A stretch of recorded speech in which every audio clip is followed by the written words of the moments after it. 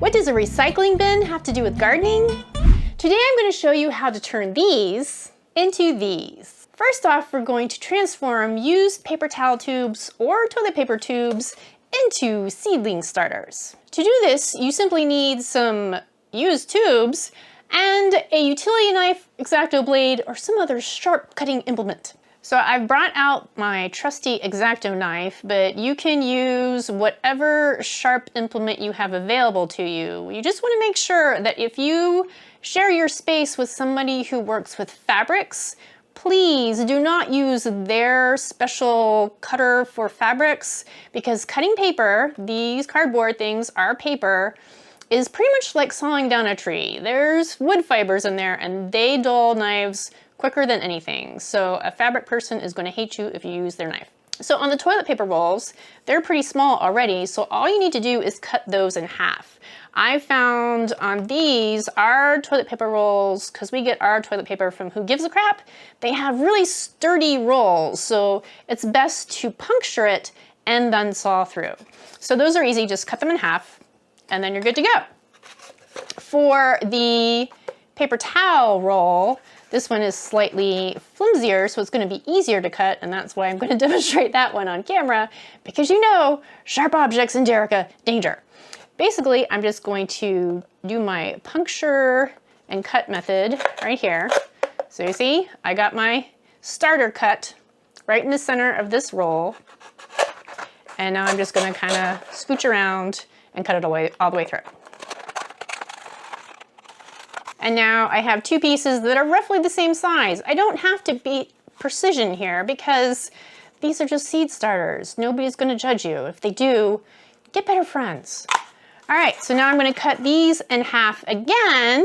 So I'm just eyeballing it. I'm going to say there's half, do my puncture method, and then saw around again. Ta-da! And now I have some planters ready to go. Now you're probably thinking to yourselves, but Derica, those are tubes. They don't have bottoms. And you are absolutely correct.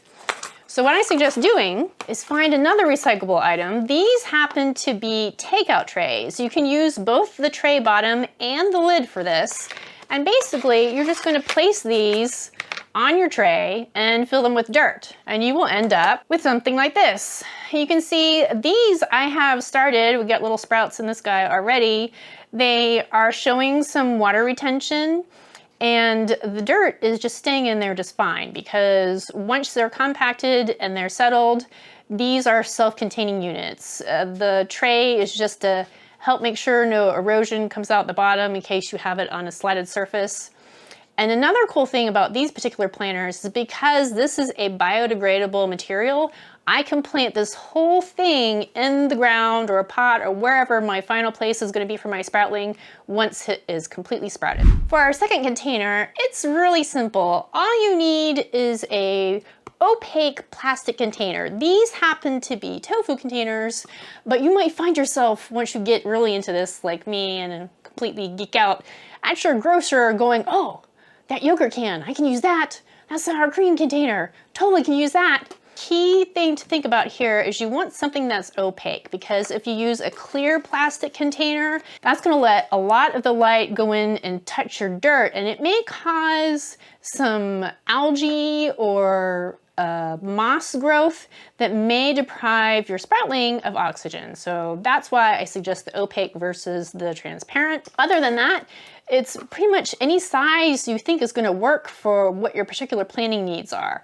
I don't really care if my containers are square, rectangular, hexagonal, triangular, circular, doesn't matter to me, just as long as it's something that I know is not going to leach plastic into my dirt. And that's why I choose food grade plastics rather than just generic plastics.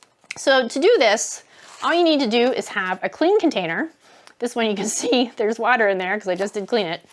You're going to turn it over and you're going to create 4 holes, 3 holes, whatever your hole arrangement is. It doesn't really matter. I just suggest do at least 2 because inevitably one of those holes is going to be clogged and then you're going to retain water and that's bad. You can use an X-Acto or a knife, but I found some of these plastics can be kind of brittle and you may end up inadvertently cracking your entire bottom, and that's going to be difficult in holding dirt. The easiest and fastest thing to use is a soldering iron. All right, so if you're using a soldering iron, remember safety first, people. Make sure that you're familiar with your tool and you know where's the safe place to put your hands and where is not the safe place to put your hands.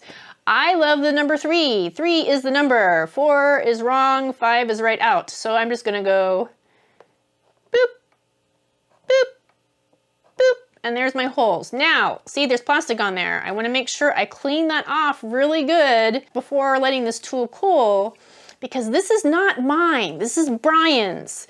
And if I leave plastic residue on there, he's not gonna be very happy with me. So don't do that to your friends, okay? So now that I have my drainage holes in my plastic container, I simply just need to fill it with my potting mixture of choice and blammo, plant my seeds, good to go. Finally, we're gonna get extra fancy and flex our origami muscles.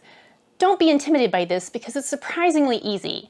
All you need to do is follow my step-by-step guide. So to start off, we're going to take our left side and fold it to the right. And then make a crease. Then we're going to take the bottom portion and bring it up to the top edge, folding it in half again, and make our crease. And then again, we're going to take our left side and fold it to the right side in half and make our crease. Now we're going to unfold that last left portion, and you can see there's a gap here. We're going to find that corner and bring that to the center edge of this part to make a little triangular shape.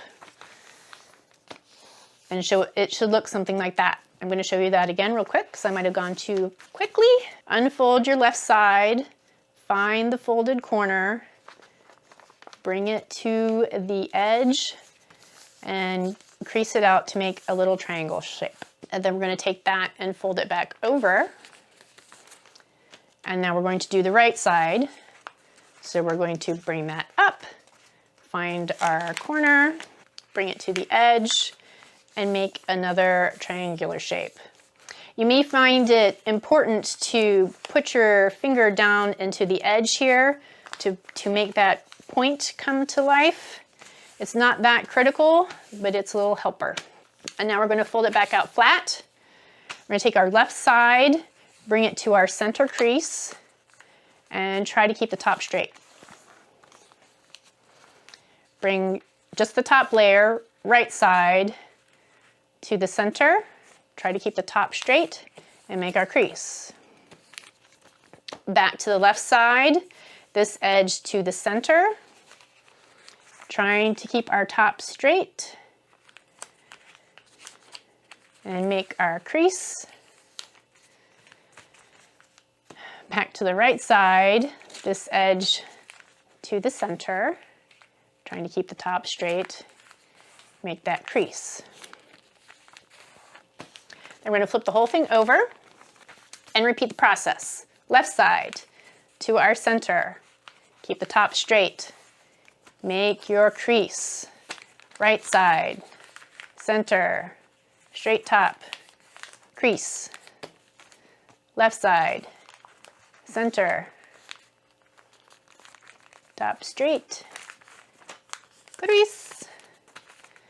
Right side, center, top straight, crease. You may find at this point your edges aren't matching up exactly. That is okay, don't worry about it. Now we're going to take this top portion and use the edge of our folded over part. You will see this little lip here. Use that as a guide to fold it straight back down and make a crease. Flip it over. Make sure that your folds don't come unfolded in the process. Use that top edge as a guide. And you can see here, my top edge isn't exactly matching up. That's fine. We're just going to use the higher side as my guide. Fold it over, make that crease. If you have a strong dowel, a wooden spoon, a plastic knife, anything you don't mind marring slightly, you can use that to really push down and make those creases better. But as you can see, I'm just using my fingers. You don't need a special tool. Then we're gonna hold it upright, pan down. We're gonna open up our container. You can start to see that it's looking like a container. I'm gonna put my hand in there and push that bottom down flat. I'm just poking around in there. And there we go. We have a container ready to grow. Simply fill with dirt, add your seeds, and you are good to go. And ta-da! I hope you've enjoyed this Trash to Treasure guide where you can limit your waste and reduce the cost of gardening. Thanks for watching and have a great day.